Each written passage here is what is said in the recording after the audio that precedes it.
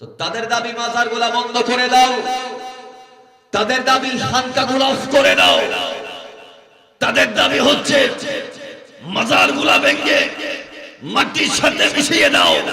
আরে বোকা, তোমার বোধহয় জানা নাই এই বাংলার জমিন ইসলাম এনেছই মাজারওয়ালারা, খানকাওয়ালারা, পীর মুরিদারা। কথা বলেন ঠিক কিনা? ও দুনিয়ার জমিনবাসী, জমিনে তোমরা যাবা নবী হয়ে, আমি আল্লাহ তোমাদেরকে নবী দিব, নবুয়ত দিব, রিসালাত দিব। তোমরা দুনিয়াতে যাওয়ার পরে তোমাদেরকে খালি হাতে প্রেরণ করব না। আমি আল্লাহ একটা কিতাব দেব।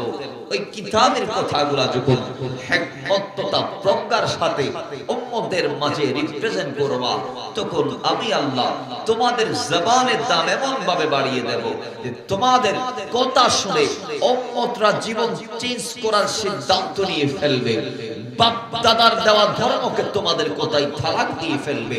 তোমাদের কদম যেখানে পড়বে সেই মাটির দাম বেড়ে যাবে। ও নবীরা, তোমাদের পদদুলিত মাটিকে তোমাদের উম্মতেরা সুরমা বানিয়ে চোখে মালিশ করবে। এমন দাম বাড়িয়ে দেব, এমন দাম বাড়িয়ে দেব।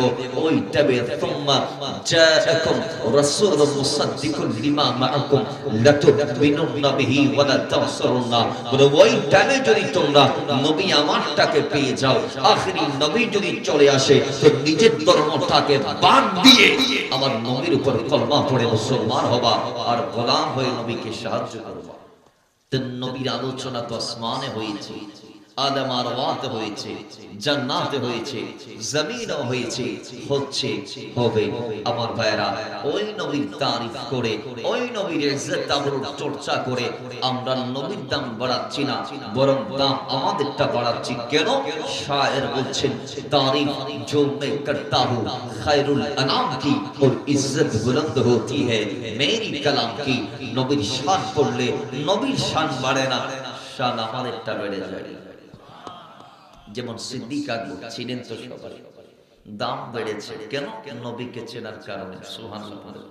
তো সেই নবীর শান মান ইজ্জত এবং চর্চা করে নবীজির স্মরণ করে একবার পড়ি, ইয়া রাসূলুল্লাহ সাল্লাল্লাহু তাআলা আলাইহি ওয়াসাল্লাম। আমার ভাইরা, তারই সাথে সাথে তারিফ করছি কুল আউলিয়ায়ে কামিলিনদের, যে আল্লাহর ওলিদের সাদকায় আমরা যারা বাঙালি আছি, আমরা ঈমান ইসলাম পেয়েছি এই আল্লাহর ওলিদের সাদকায়। কথা বলেন ঠিক কি না? আমাদের দেশে একটা দল আছে যারা 24 ঘন্টা ওলি আল্লাহর বিরুদ্ধে উঠে পড়ে লেগে আছে। ঠিক কি ঠিক না? তাদের দাবি হচ্ছে ওলি আল্লাহর মাজারগুলোতে ইসলাম পরিপন্থী কাজ হয়। কি কি? সেজদা দেয়া হয়, ইত্যাদি ইত্যাদি, এইটা ওইটা, এইটা ওইটা, অভিযোগের কোনো শেষ নাই। তো তাদের দাবি মাজারগুলা বন্ধ করে দাও, তাদের দাবি খানকাগুলা অফ করে দাও, তাদের দাবি হচ্ছে মাজারগুলা ভেঙে মাটির সাথে মিশিয়ে দাও। আরে বোকা, তোমার বোধহয় জানা নাই এই বাংলার জমিন ইসলাম এনেছই মাজারওয়ালারা, খানকাওয়ালারা, পীর মুরিদারা। কথা বলেন ঠিক কিনা? আজকে তারা ইসলাম যদি আমাদের দেশে না আনতো, আমরা যে ব্রাহ্মণ সে ব্রাহ্মণ থাকতাম, মুসলমান হওয়ার সুযোগ পাইতাম না। কেন? কারণ ইসলাম প্রতিষ্ঠিত হওয়ার 600 বছর পরে বাংলায় এসেছে। ইসলাম জমিন এসেছে 610 খ্রিস্টাব্দে, আর বাংলায় এসেছে 1208 মতান্তরে 10-3, এইভাবে ভিন্ন ভিন্ন বর্ণনা। তো যারা এনেছেন তারা হচ্ছে আল্লাহর ওলিরা। সুবহানাল্লাহ পড়ে না, আর একটু আসতে পড়ে। আজকে ওলিরা এসেছেন বিদায় আমরা মাথায় টুপি দেওয়ার সুযোগ পেয়েছি। তাদের অভিযোগ হচ্ছে মাজার ইত্যাদি ইত্যাদি হচ্ছে, তো মাজারকে বন্ধ করো। কেন? আচ্ছা, নাপাকি আমাদের কাপড়ে লাগে কি লাগে না? আমাদের কাপড়ে ময়লা লাগে কি লাগে না? সাপোজ কাপড়ে প্রস্রাবের ছিটা পড়েছে, খেয়াল বশত বা বেখেয়ালে, ইচ্ছাই বা অনিচ্ছাই কাপড়ে নাজাসত লেগেছে। এখন আপনি আমি কি করি? কাপড়টাকে ধুইয়ে পাক সাফ করি, ঠিক কি না? এখন যদি কেউ বলে না কাপড়ের ময়লা লাগছে কেন, কাপড় জ্বালায় ফেলবো, কাপড় জ্বালায় ফেলবো, এটা কি মেনে নেওয়া যাবে?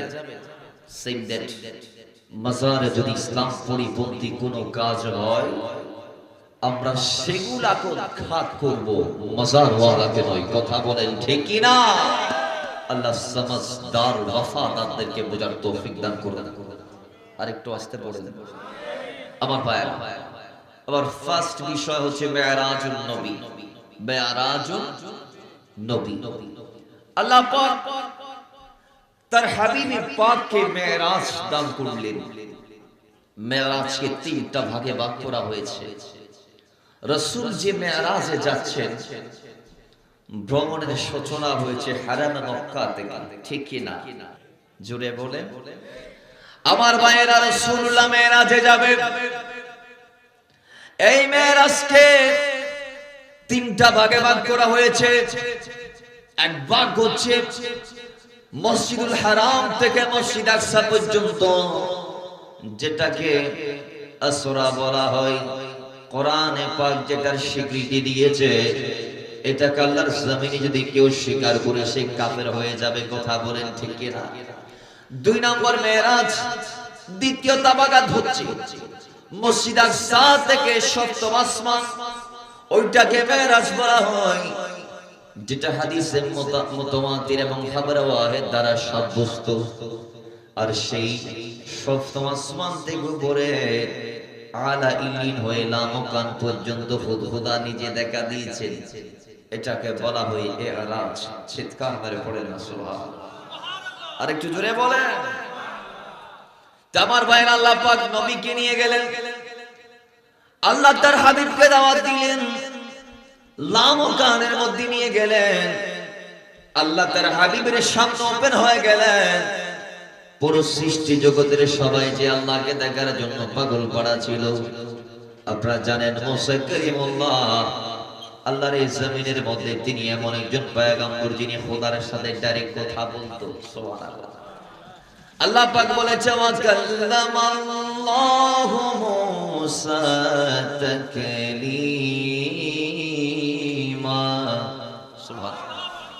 বলে আল্লাহ পাক মুসার সাথে ডাইরেক্ট কথা বলেছে, উইদাউট মারফত, উইদাউট জিবরিল, কোন মাধ্যম ছাড়া, কোন মারফত ছাড়া, কোন ফেরেশতা ছাড়া ডাইরেক্ট খোদার সাথে মুসার কথা হতো। সুবহানাল্লাহ। সেই মুসা কালিমুল্লাহ আল্লাহর সাথে কথা বলতে বলতে বলতে বলতে বলে যে আল্লাহর দরবারে ফরিয়াদ করে, আল্লাহ তোমার দরবারে ফরিয়াদ জানাচ্ছি, মনি তোমার কথা এত মজা, না জানি তুমি কেমন।